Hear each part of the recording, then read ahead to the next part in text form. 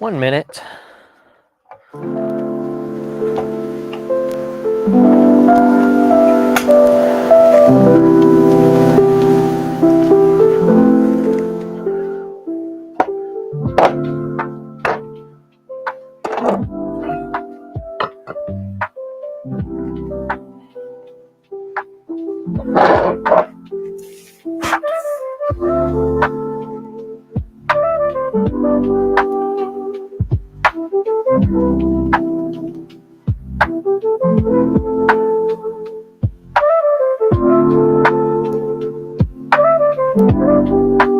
Should I start right at or should we wait? Okay.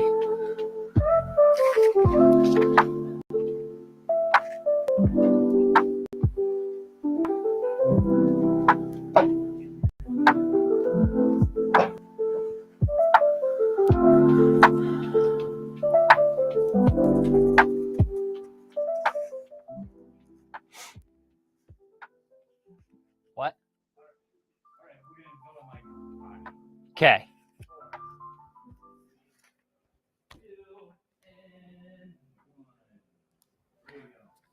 Hello, and welcome to another Harvest Your Creativity workshop at Denver Community Media.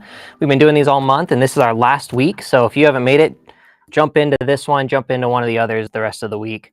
We'll also be doing a giveaway at our Halloween Spooktacular this Friday, November 7th, from, 5 to 9. And there'll be food, drinks, there'll be networking. We'll have multiple showings from workshops we've done, and also our First Friday films. And this year's Halloween thing, and we'll be doing a giveaway of an all access membership for anyone who donates $8 or more. So swing by, say hi, and join the fun. Cool. So today's workshop is on composition and framing.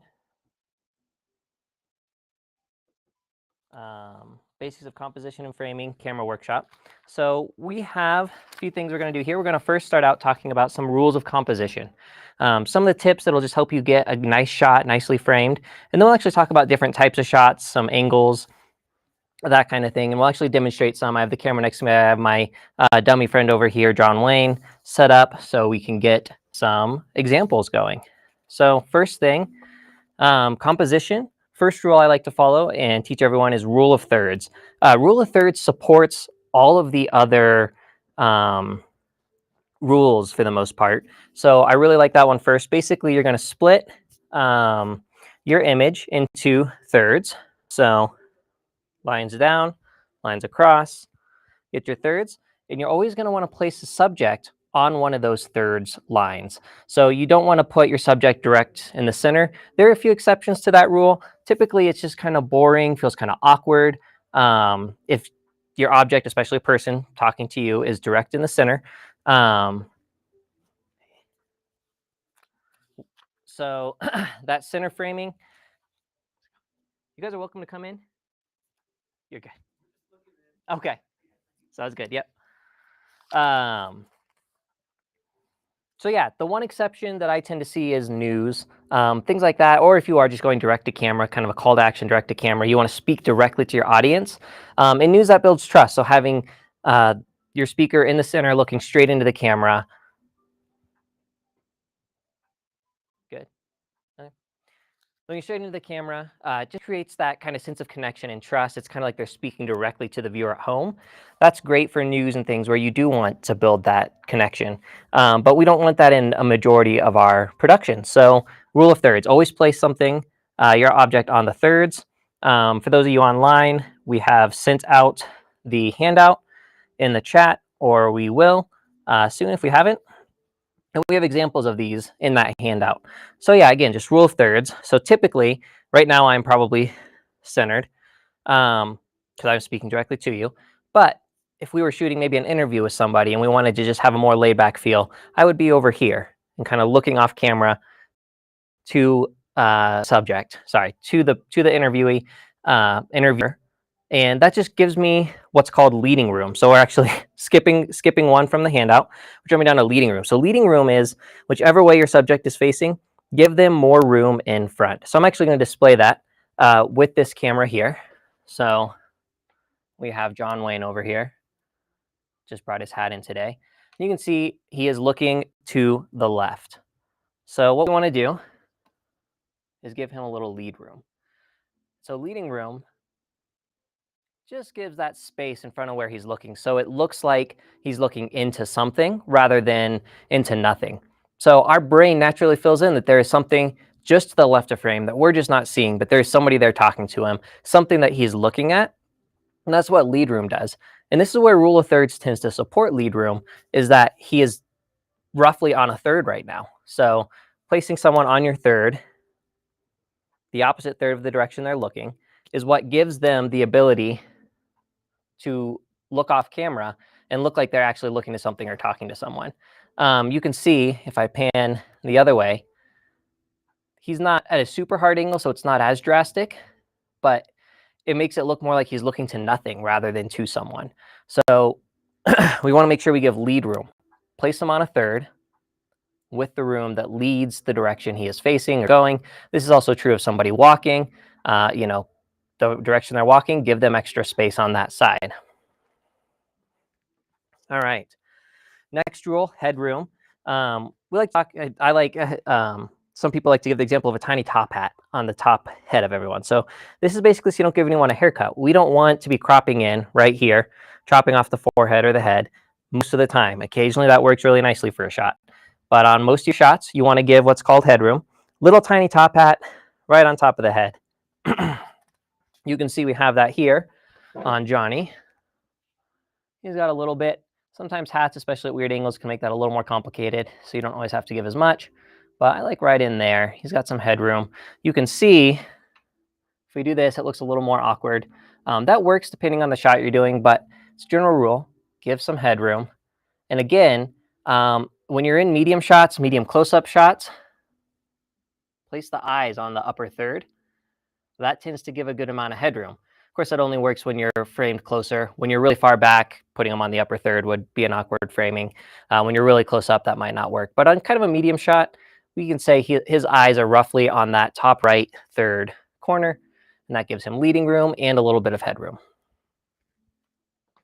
So again, these rule of thirds really help us achieve some of the other composition rules. Next thing, leading lines. So leading lines are basically, think of it as something leading the viewer into your subject. So a lot of times you'll see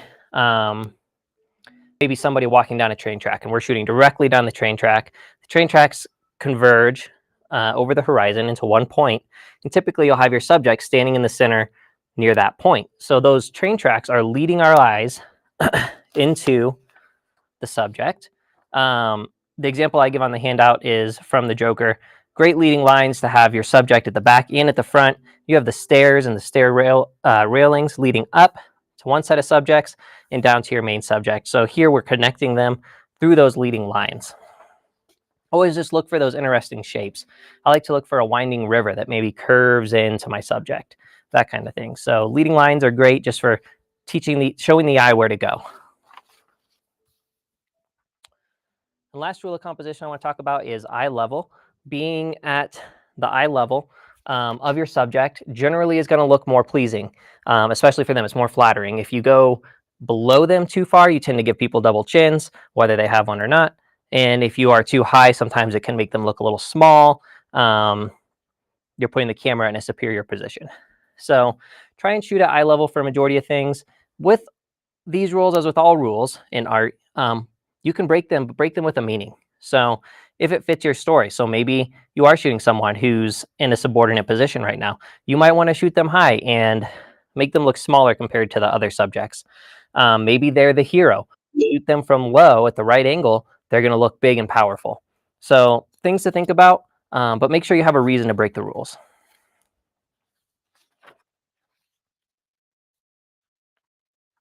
All right. And do feel free to put any questions in the chat if you guys have them. We'll get those out here and get those answered. All right. Next up is types of shots. So we're going to actually get into kind of the size of shots and how this looks. So we're going to start. We actually probably can't do it in here. We don't have enough space.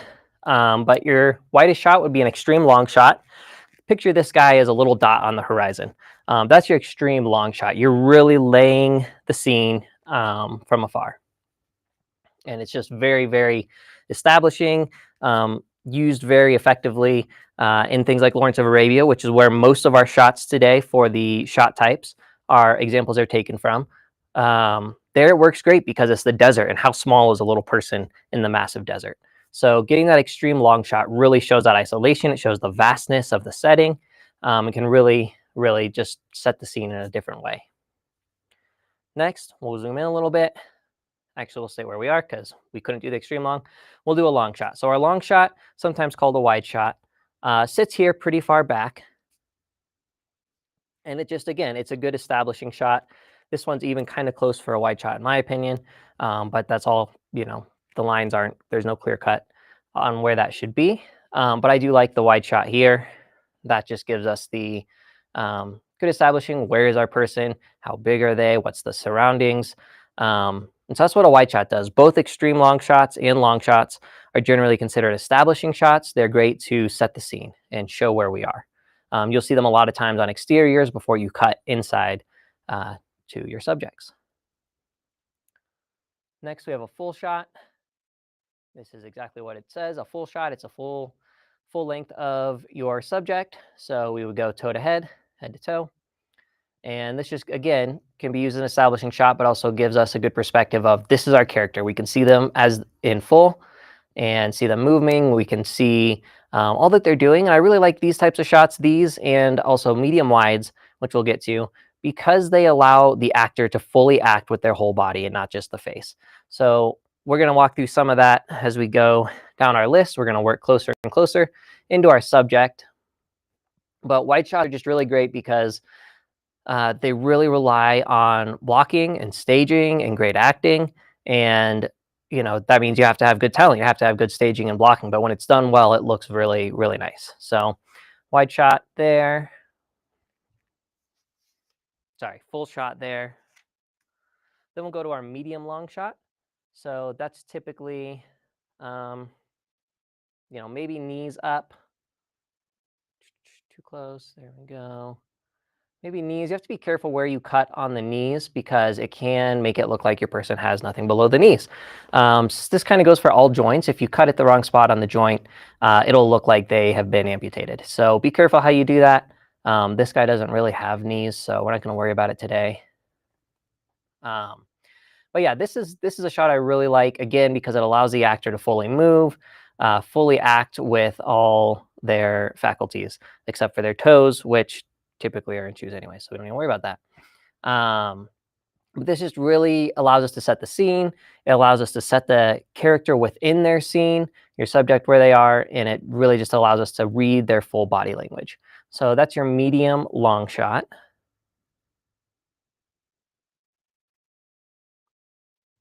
And then we will go to the cowboy shot, popularized not by this John Wayne, but by the real John Wayne. We'll go ahead and do the same thing here. This is also a really great shot. You still get to see a lot of the actor, but it gets us a little closer to him too. So you generally cut this off at mid-thigh. It's called a cowboy shot because it's basically low enough that you would get the holster of the gun hanging off the waist. So you're still giving some room. Doesn't have a lot of headroom there, but it keeps dropping, so that's okay. So yeah, basically it's a cowboy shot because you have to go a little wider on your medium shot than you would for a cowboy to be able to see one of their important pieces, one of their important props. See that gun hanging on the side. Our John Wayne doesn't have a gun today. Probably a good thing. And from there, we can go into a medium, which is just slightly tighter than a cowboy shot. It is basically waist up. I guess that's his waist. I don't know. Can go waist up, and again, just a little closer. Still gives the actor the opportunity to, use more of their body to act, and gives us still more context of the scene. So that's kind of how you would use a medium shot. Again, you can notice we're trying to keep him on the thirds. He's not perfectly on a third right now. But use your eyes. You do what looks good. That would put him more on the third. This works really well if he's talking to somebody off camera. Going back to those rule of thirds. I like a little bit more close to center for this because he's not actually talking to anyone or looking at anyone. He's just a dummy. And next,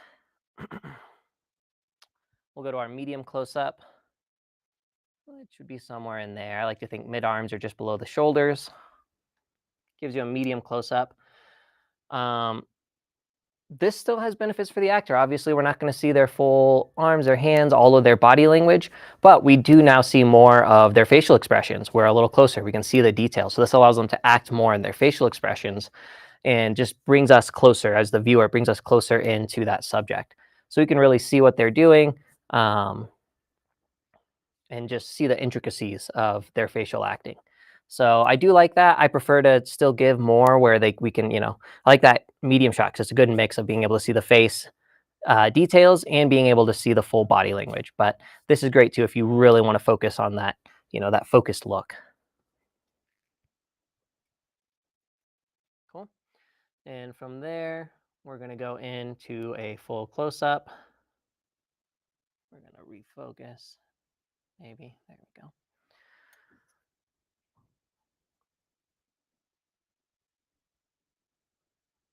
Cool. So close-up is generally like shoulders up, just the head. Again, this really gives us that, like he looks like he's thinking right now. This gives us that, what's going on? What are they thinking? What's in their mind? Really great for emotional shots, high energy shots. Harder to follow on high energy if there's a lot of action, but just to really be able to feel the emotion, feel the energy, really connect with our character.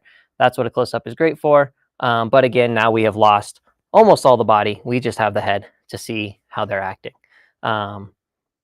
which, depending on the actor and the scene, works great. And lastly, for types of shots, we have an extreme close-up. Typically a little closer than this, actually. This is about as far as I can zoom in. Think of that as just features of the face. So just the eyes, just the mouth, just the ear, the nose. You don't do those as often, but just a certain feature. So that's what extreme close-up does. It really gives us that fine detail. This is the one that I could not find an example for this in Lawrence of Arabia. They did not like to do that as much, apparently. For that film, which makes sense, they were shooting big, wide, beautiful shots, establishing the desert and all the beauty out there. So we actually pulled this from The Good, the Bad, and the Ugly, one of the famous extreme close-up shots. Shout out Anthony for suggesting that. And here you get the glare, you get the anger in their eyes, you get the seriousness of the moment as you see the squint in that film, and you see them looking at each other and peering, ready to have their shootout. So extreme close-ups, again, you're limiting the actor to just acting with the eyes or just the mouth, but you can really, really communicate a lot with that. So those are your typical types of shots. When would you use these different shots? What would be some of the theory behind this? Well, there's a lot of theories as to why you would use it. There's a lot of reasons as to what you would use it for. And there's a lot of reasons you wouldn't use it. And I would say it has to go back to story. So in general, follow the basic rules. And this includes, when you get into shot types, the rules of coverage. So typically you're going to start with an establishing shot. Then you're going to move from there into maybe a wide shot. So your establishing shot will be like a wide or an extreme wide. Then you would move, if you were extreme wide, into maybe a wide or like a medium wide, medium long, where you would start to really establish your scene a little more. So we're not getting the full context, but we still have context. We're seeing our characters in their context. And then you can cut into there to close-ups, medium close-ups, medium shots. That's where I really like to sit, is medium shots. And really actually like watch the scene play out a little closer, where we can see the actors in their acting. So, but you want to make sure you establish their context first most of the time. Again, if your story doesn't need that, you could start further up. You could start close-up and then work out. So, but basic rules of coverage: wide shots, medium, close-up, over the shoulder shot. So if you have people in conversation, shoot from over each of their shoulders at the other person. There's a lot of arguments, for why you do this. Is just the basic coverage. It's safe. You're going to get everything you need to be able to tell your story and piece it together. There are also arguments against it, where you might say, don't get coverage, like actually picture each shot at each moment and get what you need. So, two different ways to go about that. I think it just depends. That's preference on how you like to shoot that. But as far as actual, like, when would you use different shots? When would you not? Setting the scene, wide shots. Like I said, in Lawrence of Arabia, they have a whole lot of wider leaning shots to show off the beauty of the location. And then to show, sort of the smallness of the people within that location. So this one is kind of like, this is your story, but where does your story take place? That kind of dictates some of the camera work in Lawrence of Arabia. If you're shooting in a tiny shipping container, you're going to be close up. There's no other option. So sometimes the story strictly dictates what you need, but sometimes this is where you be creative to say, how do I want to tell this story? Traditionally in early films, scenes played out primarily in one wide shot. They call it the master shot, and they didn't do a lot of close-ups for the first 10, 20, 30 years. It was all wide shots. And they developed a way to make that more interesting through great blocking, moving the actors through the shot, set design, and it looks really nice. Then we started getting into more close-ups, wide shots, and now we use a good mix of both. There is an extent to which we rely on close-ups and medium shots a lot more, and don't really seem to understand blocking as well. So it's good to know both, to have both in your tool bag, and just to know how to use that and to really learn blocking and staging, because the camera is just capturing whatever you put in front of it. So put something great in front of it. Wide shots, so outside of setting scene, you would go down to then, let's say, close-ups. Close-ups are great for emotional scenes. They really allow us to see the workings. They say the eyes are the window to the soul. They allow us to see the workings of the soul through these close-ups and medium shots. We can really actually see, with a good actor, what they're feeling, what they're going through. This is also true for non-acting, for interviews. That's why it's great to have multiple cameras for an interview. Have your medium shot, just kind of sets the scene. This is where we're talking to this person. Maybe have them in their location that makes sense for what they're talking about. But then you want that close up. So if they get emotional, if they get, good or bad emotional, start crying, or if they get funny, we want to be able to see that intricacy. We want to see the little smirks they make. So having that close up ready, really great for that. So I like to think of that as, close ups are really for emotion, showing detail. Wide shots are really for context, establishing choreography, showing the nice movement on set. When would you break some of these composition rules? Well, rule of thirds, again, we said you'd break that for direct addresses to the audience. You might also break it for disorienting your viewer. So if you take your subject, and we're used to always seeing them zoomed in on a third here, doing this can feel a little funky. I would rarely ever do this shot, but there may be an instance where it really throws off, like it kind of makes your subject feel a little bit more trapped. They're trapped against this side over here. They're trying to look into it, but there's nothing there to look into. So it's really nice for disorienting, for causing stress or distress to your viewer, to break rules. But again, your story has to require that. Do this without having a story. If you're trying to tell a story about the nice, squirrel in your front yard, this doesn't make as much sense unless you're trapped by the squirrel. It's not a nice squirrel. So we'll come here, here. And now we're talking about the squirrel we saw in the front yard. He should probably smile a little more. I don't know, maybe he doesn't like squirrels. And so that's kind of breaking the rule of thirds. You might do that just to send a different message. Breaking headroom, that's the most common I see. I tend to do this. I like to sometimes go really, really little on the headroom, or even give a haircut. That's more typical on close-ups, where you're not going to get the full body anyways, and especially on extreme close-ups, you're obviously cutting off everything. And you can see on this second example here, lead room, from the King's Speech, he doesn't have much headroom. Now, headroom is generally above the head, not above the hat, so he probably still has headroom, but not much. And you could say that this was giving him a haircut, kind of clipping a little tight, but it looks great, and it places him close to on that upper third. So sometimes you do have to break these rules to meet the other rules, and you have to decide what works for your story. Leading lines are always just great to lead your eye in. If you want to throw off your viewer, lead them somewhere confusing. Lead them to look in the wrong place for the jump scare to come on the other side, that kind of stuff. So again, there are reasons you would do that. In that case, it would be to be a little bit more scary. Eye level, we talked about that, why you would break that rule. And then rules of coverage. Really the reason to break that and shooting order is because you have a very distinct vision, and you don't want to shoot a whole bunch of extra stuff that's not going to be used, not going to be needed. So if you know what shots you want, great time saver, great way to do this. Try and visualize your shot list, your film in these shots though. And then you can just shoot specifically what you want for each line, for each piece, and tell your story. So again, Lawrence of Arabia is a great example of using different types of shots. One of the few where you'll find such great extreme long shots to fit the story and to fit the location. So that's it. Do we have any questions?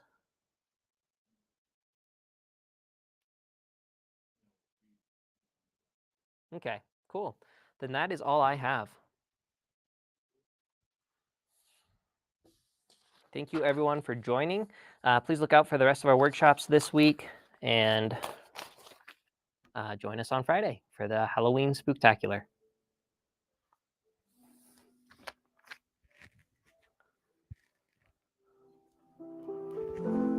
How short was that? Gah!